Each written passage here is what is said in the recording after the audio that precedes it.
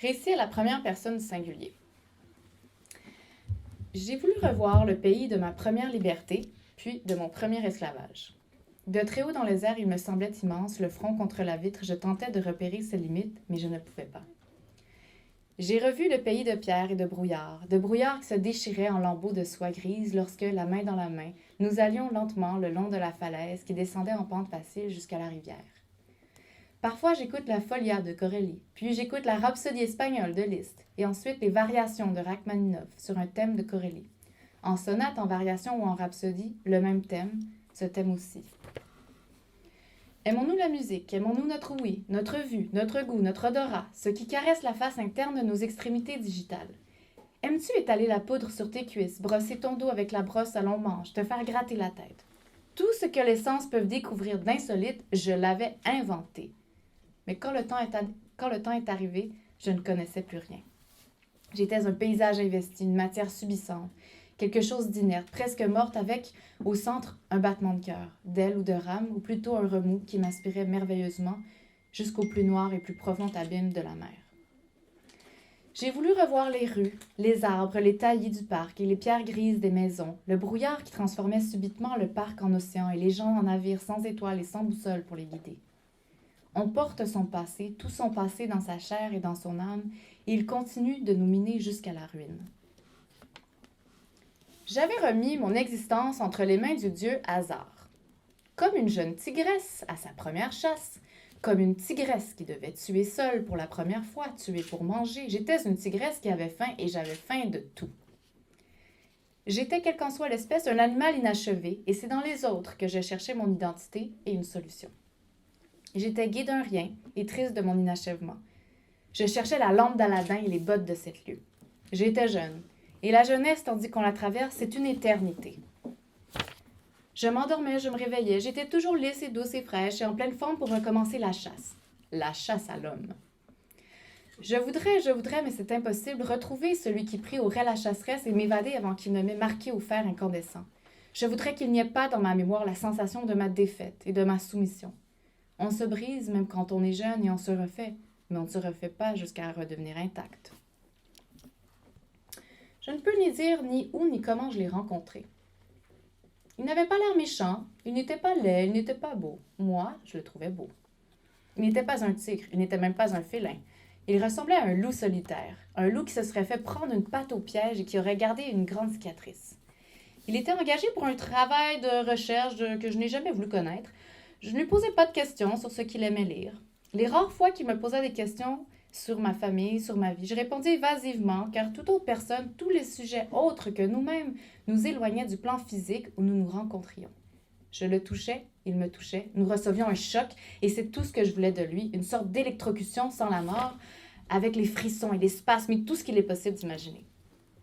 Et je voulais que cela dure toujours, le temps des forces et de la jeunesse. Je ne pouvais pas concevoir qu'il peut y avoir saturation, lassitude, faim.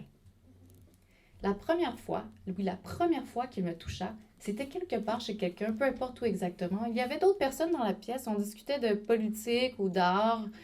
Il me parlait d'un poète anglais, je crois. Sa voix était calmante, il parlait sans halte, et puis, sans que je fusse avertie de quoi que ce soit, il mit sa main sur la mienne. Sa main couvrit la mienne complètement, et tout ce que j'avais de force, de réticence, d'instinct, de préservation, d'intelligence, de pudeur, d'intégrité, s'en alla de moi. J'éprouvais sur le champ une sensation paralysante qui m'envahit tout entière et me coupa le souffle. Je ne bougeais plus, je ne pouvais pas bouger. Après ce soir-là, il me demanda de le rencontrer tous les soirs. J'avais pris beaucoup d'engagement, mais je me libérais autant que je le pus. Nous allions au cinéma, nous allions marcher dans un petit bois où il y avait des bancs. La 5e fois que je sortais avec lui, nous allâmes voir le port, les bateaux, la lune sur l'eau. Il me parlait d'un historien dont il aimait l'esprit, et dans un geste tout naturel, il mit son bras autour de mes épaules. Je me sentis subitement, mais pour quelle raison, quelle absurdité, grandi d'un seul coup, rempli d'une fierté qui m'écrasait et me surélevait dans ma propre estime et aux yeux de tout l'univers. Je fus dès cet instant, non pas humiliée, mais rendue humble à mes propres yeux et pleine d'arrogance envers les autres femmes qui n'avaient pas, elles, le bras de cet homme autour de leurs épaules. La 6e fois, il y avait environ 1 heure que nous marchions en haut de la falaise lorsque le brouillard sournois, montant la rivière, se mit à danser à nos pieds. « Le voilà, dis-je. Il va falloir rentrer. » Il y avait un banc près de nous. Il me le désigna. « Regardons monter la brume encore un moment, me dit-il. Et devant ce banc, je ne sais ce qui se passa. Peut-être me toucha-t-il pour me faire asseoir. Nous étions debout, nous faisions face. Il me prit de ses bras de toutes ses forces, je le pris dans mes bras, il m'embrassa sur la bouche. Il me serrait, il n'y avait rien entre nous que nos vêtements, il n'y avait rien au monde, il n'y avait plus rien.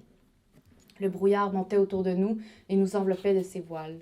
Il n'y avait plus de bruit, pas le moindre son, pas d'autre souffle d'air que nos souffles mêlés, car je l'embrassais comme lui, moi aussi, comme lui, je mourais de faim.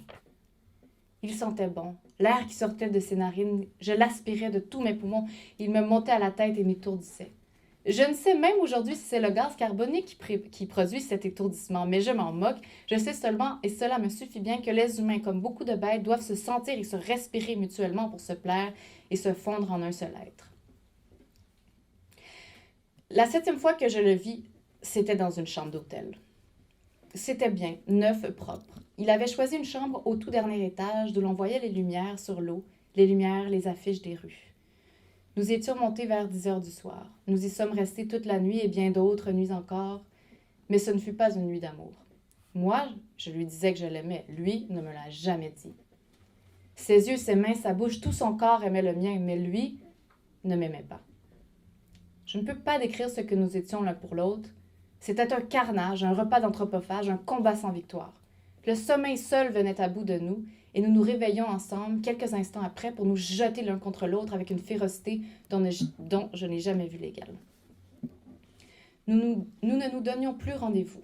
4 ou 5 fois par semaine, le soir, vers 8 heures, il apparaissait devant chez moi comme s'il avait surgi de la nuit. Parfois, il frappait à la porte. Je prenais mon sac, mon manteau, je le suivais. Et nous marchions sans parler. Et dans une chambre aussi élevée que la première, tout recommençait. Je ne lui demandais pas de me dire qu'il m'aimait, pas avec des mots. J'attendais. « Je t'aime », lui disais-je. Rarement parce que son visage alors s'assombrissait. « Je t'aimerai toute ma vie. »« Nous verrons cela, » disait-il. « Pourquoi doutes-tu? Je t'aimerai toujours. »« Nous verrons ce que tu dis dans 6 mois, » disait-il. Il n'y eut jamais entre nous de ces mots dont les amants abusent. Pas de chéri, pas de bien-aimé, ni ange, ni trésor, pas de mon amour, pas de démonstration publique. Nous sortions fort peu, toujours de très bonne heure, de manière à être à l'hôtel le plus tôt possible. Après 1 mois de cette vie nocturne, il ne vint me chercher que 2 fois par semaine. Moi, je l'attendais tous les soirs à la fenêtre. J'avais 20 ans. Il était beaucoup plus vieux que moi, de 15 ans, je pense. Je ne connaissais rien dans la physiologie des hommes. Je le voulais tous les jours. Quand je ne le voyais pas, il faisait noir, la vie mourait. Toute la journée, je pensais à lui. J'étais capable de préparer mes examens, de vivre de viande et de café et d'être à lui toutes les nuits. Mais si je l'attendais tous les soirs, lui ne venait plus quand je le voulais.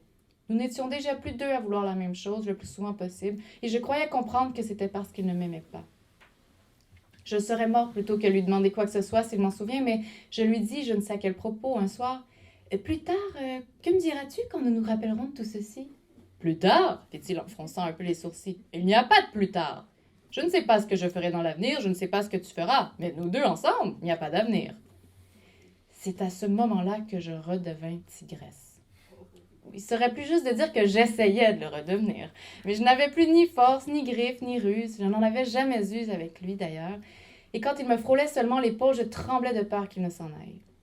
Il tenta encore de m'interroger sur mon travail, mon programme d'études, mais moi, je l'entendais à peine tant je brûlais d'impatience qu'il me prenne dans ses bras.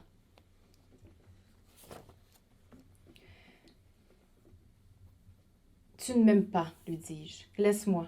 Allons-nous-en. Je ne veux pas rester ici toute la nuit. » « Comme tu voudras, dit-il. » Lorsqu'il me quitta, lorsque je sentis l'air passer entre son corps et le mien, lorsque je compris qu'il allait se lever, je lui saisis le bras et glissant ma main jusqu'à son poignet, je l'attirai jusqu'à ma bouche. « Tu ne m'aimes pas, dis-je encore. Tant pis pour moi. C'est ça que tu veux? Tu aurais peut-être pu l'exiger que je le dise dès le début, dit-il. Au début, je ne croyais pas que ce fût nécessaire. Tu avais raison. M'aimes-tu, oui ou non? C'est trop tard, murmura-t-il. Il est trop tard pour me le demander. Un doute, une douleur effrayante m'empoigna à la gorge. Il continua. Pardonne-moi de ne t'avoir rien dit auparavant. Je pars demain. Je t'aurais prévenu, mais rien de ce que je fais n'a notre coutume de t'intéresser. Mon cœur se mit à battre comme s'il allait sortir de ma poitrine. Je tendis les bras, je m'accrochai à son cou, je le regardais, la ligne de ses cheveux, ses oreilles, ses yeux, l'un après l'autre, son nez, sa bouche. Tu t'en vas? Je pars en mission en Afrique, je me prépare depuis des mois. Je t'aurais tout expliqué si tu avais voulu m'écouter. Tu t'en vas? Pas pour toujours, je serai de retour dans quelques mois. Tu t'en vas? Je le saisis aux cheveux. Je le saisis aux cheveux dans un accès de rage, puis je lacérai ses épaules et ses flancs et ses bras si fort qu'il m'avait tenu comme s'il ne pouvait plus jamais me lâcher. J'éclatai, ne pouvant plus contenir ni mes sanglots ni mes cris. Il s'arracha de moi, s'enfuit dans la salle de bain et revint avec une grosse serviette éponge trempée d'eau glacée, dont il m'entoura aussitôt ma tête et ma figure. Il m'enveloppa aussi dans une des couvertures du lit et, me tenant serré contre lui, me mit sur ses genoux et me berça sans parler. « Regarde-moi, dit-il. » Je ne remuai pas. Le désespoir m'avait subjuguée.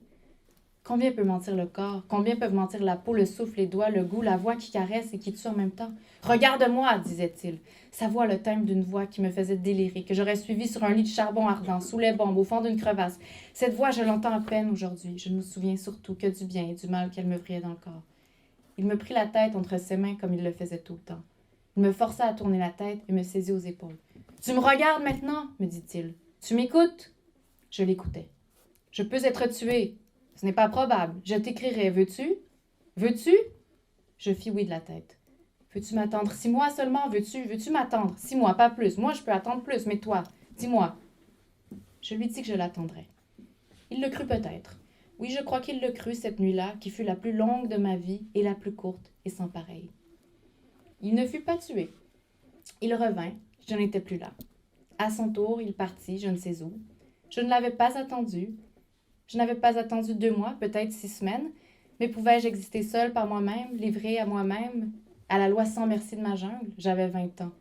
Ces lettres, ce n'étaient que des feuilles de papier. Quand j'ai enfin revu le pays de ma première liberté puis de mon premier esclavage, j'ai marché le long des rues aux murs de pierre grise. J'ai retrouvé les arbres, les taillis et le banc de bois. Je me suis assise. J'ai attendu le brouillard. Il est venu danser autour de mes pieds, autour de mes chevilles marquées par toutes les chaînes rompues après les autres. Aimez-vous le brouillard et dans le brouillard la lueur tremblante des réverbères? Il m'enferma dans ses voiles grises et déchiquetées, et quand il fut à la hauteur de mon visage, je croisai les bras sur ma poitrine, je me pris les épaules à pleines mains, je renversai la tête, je fermai les yeux, et je crus respirer un souffle d'autrefois.